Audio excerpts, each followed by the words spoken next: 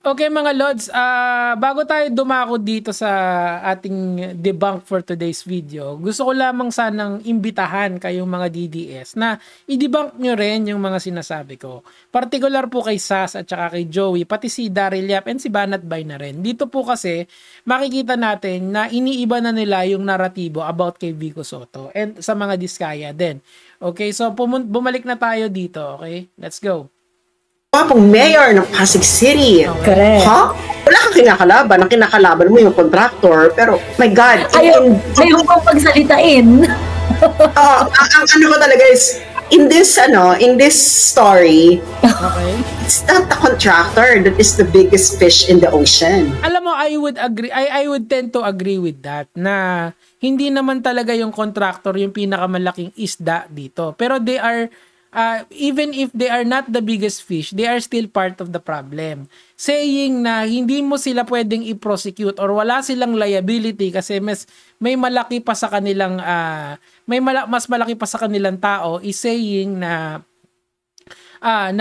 dinidisregard mo yung buong naratibo nitong corruption scandal sa flood control, 'di ba? Meron pa rin silang liability. Although si Vico Soto focus siya sa mga Diskaya kasi yun lang yung kaya niyang i-prove with evidence, 'di ba? May personal knowledge siya since sa LGU siya nagtatrabaho. Let me rewind this video a little bit further here sa simula kasi they're going to talk about Kiko Barsaga and then we will move forward. I would just like to emphasize a point dito kung bakit nila ginagawa ito. Let's go. Nobody saw this coming. Na tayo parang, saan na galing? Alam mo yun, naghahanap tayo ng mga politikong magpo-call out inside saka bata pa yun ang nakakagulat. Kasi bata pa, if you are a young congressman, hindi ka maglalakas ng loob ng ganyan. Dahil Okay, pause na natin and lumipat tayo dito sa sidecam natin. Ngayon, obviously, hindi lang naman si Kiko Barsaga yung nagko-call out kay Martin Romualdez. Well, I'll give you dalawa agad off the top of my mind. Si Sara Duterte at saka si Pulong Duterte. Sama na natin yung mga si Baste Duterte na matagal na nilang kino-call out si Martin Romualdez. So hindi bago na may mga politiko na nangongol out kay Martin Romualdez. Ang iba nga lang ngayon, ang nangongol out is someone na wala sa immediate circle nila. Pero if you look at what Barsaga is doing, malamang sa malamang, alam rin naman niya yung sentimiento ng lahat ng tao na dapat panagutin yung mga leaders ng House and leaders ng Senate. O, di ba? Si Cheese and si Martin Romualdez yun. So, in a way, it's what the people wanted and nagvo-voice out lang siya dito. And wala namang masama yun with the exception na gagawin mo ng tama yung pagrereklamo mo. There is always a proper forum for that. Now, ang hindi ko lang gusto dito sa mga DDS, bumalik na tayo rito, is that they are trying to amplify the message na natatakot si Vico Soto sa mga kay Romualdez. No, it's not that. Ito nga yung sinabi niya doon sa interview sa kanya 'di ba? Ang sabi nung pumunta siya sa House, tinignan niya lahat ng tao, alam naman natin na mayroong guilty na senador, guilty na congressman, guilty na DPWH official, guilty na contractor. Pero it is very hard to name names. Kasi nga, kung name names ka tapos narinig mo lang siya, that is provably hearsay yon. So hindi pwede yun, hindi yun tatayo sa korte. Kasi end of the day, ang final arbiter ng mga ganitong klaseng issue is the court. Hindi yan executive, hindi yan legislative, even hindi nga yan sa court of public opinion Kasi miski masira yung mga tao na yan sa mata ng publiko, mga mayayaman pa rin yan and they can defend themselves in court for X amount of time. When I say X amount of time, mahaba yon. So yung naratibo ngayon, they are trying to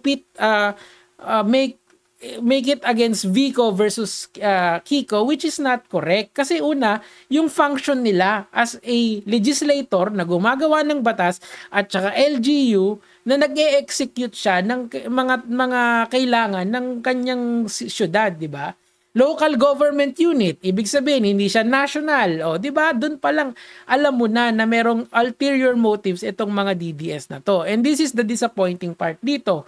Kasi meron mga DDS na madali silang maniwala doon sa mga vloggers nila without even trying to fact check or without even trying to understand the whole narrative. Even Kiko Barsaga is saying na hindi niya kalaban si Vico.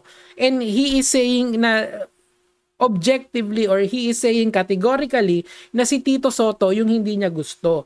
Unfortunately, kamag-anak sila kung talagang ayaw nitong si Kiko Barsaga sa current system of nepotism ngayon, then enact a law. 'Di ba? Mag-i-lobby niya sa Kongreso yung anti-political dynasty bill. Wala namang gumagawa nun kasi nagpapakasasa din siya sa current system ngayon. Of course, madaling i-vilify yung mga vini-vilify na maraming tao. It's easy to ride the bandwagon and have the largest voice, the biggest voice dito sa issue na to. Pero that's really not the main point. The main point here is the corruption, the systemic corruption of the system. Not only one person is guilty, marami nga yan Kaso we need to prove evidence kasi the final arbiter of this will always be the courts. Hindi ang taong bayan, hindi ang mga politiko, and that is the reality of the case. Sana maintindihan nyo yun. Now, let's move here. Sige, let's go. Move forward tayo ng konti. Ang ano ko talaga is, in this story, it's not the contractor that is the biggest fish in the ocean. Again, hindi porke sila ang pinakamaliliit na isda rito sa ocean, it does not disqualify them for their criminal liability. Meron pa rin silang criminal liability. Always remember mga kamatis, mga kaibigan, mga lords, parang awa nyo na may batas po tayo, may structure tayo ng batas na dapat nating sinusunod. Okay? Madaling magbintang. Sobrang dali niyan. They want to vilify yung mga politikong galit sila when in fact it's a whole systemic problem. Mahirap magpatunay, 'di ba? Etong si Sas, punta tayo kay Sas the character. Ilang demanda na yung nakuha ni Sas Rogando Sasot for making allegations sa mga kapwa namin na public figures. Isa-isahin ko. Meron siyang demanda at least isa kay Cielo Magno. Why? Kasi meron siyang allegations kay Cielo Magno na billion daw yung something about sa billion na natatanggap nung professor sa UP. Totoo ba yon? Hindi. Kasi may outright denial si Cielo Magno. Tapos siya, hindi niya pinalitan, hindi niya retract yung statement na yon. So may ongoing case siya doon. Kay Commodore Tariela, meron na naman siyang isang demanda doon kasi pinagbintangan niya ng kung ano-ano yung tao na lumalaban para sa West Philippine Sea. Anong nangyari? Dinimanda na naman siya. Bakit? Kasi yung pinapagawa nila kay Vico, yung ginagawa nila, gusto nilang ipagawa kay Vico Sotto. Silang tatlo rito, ni Sas, tsaka nitong si Daryl Yap. Nakakalungkot nga lang kasi, hindi nila nagegets yung point na ginagawa ni Vico. 'Di ba? Huwag nating hayaan na sirain nila yung naratibo about dito sa corruption na to. No single person is to blame for all of this. It's a systemic problem. The problem is the system. It's not the DDS, it's not the Pinklawan, it's not the BBM supporters. It's not. It's the system that is the problem. To have someone in the position of Vico to blame someone is very problematic. Criminal case yan kung sakasakaling mali yung pinagbintangan niya. So, we have to be careful. Tuloy natin. So, pag contractor lang ang kakalabanin mo, wala. Ano ka lang? Doon ka na sa bottom of the barrel. Etong mga diskaya, wala sila. Okay. So, mamaya natin i-discuss yung sa diskaya part dito. And siguro, skipan ko muna yung sa diskaya kasi it's a whole different ball game yung pagtatanggol nila sa mga diskaya. Okay? Ita-time stop muna natin yan and we will proceed dito. Gwapo yung mga anak niya, Sas. I-search mo. Sa Ano pangalan? Anong pangalan?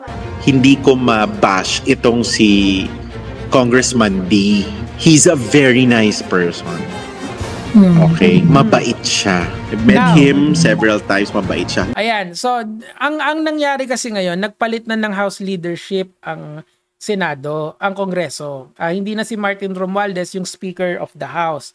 Si Boji D na. Now, it is yet to be found kung ano yung magiging position ni Boji sa maraming kinaharap na issue ng ng ating bansa.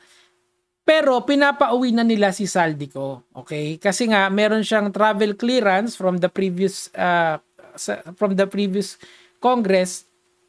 Now, ang nangyari, wala pa siya rito. So, tingnan natin kung gaano ka kasi ganito kasi yung proseso nun mga lods eh. Pagkatapos ng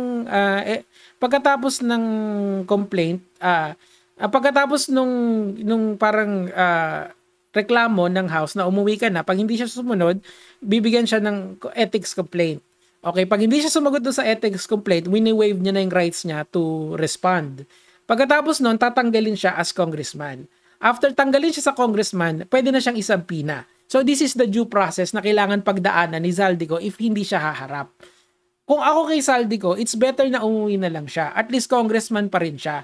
At meron pa rin siyang parliamentary courtesy galing sa House. But of course, he is yet to answer. Yan yung kailangan niya gawin, di ba? Pag hindi siya nag-answer, yari siya. Ibig sabihin talaga, sinabi nga nila, flight is a sign of guilt, di ba? Tingnan natin. Pero ang akin lang, let's first see kung anong gagawin ng bagong House Speaker. But all the same, wag nating sisihin yung isang LGU mayor, isang kongresista for the systemic problem of our country. It's widespread. Yun lang naman po yung sa akin for today. Antayin nyo po yung ating debunk dito in relation sa mga Diskaya. Gege mga lods.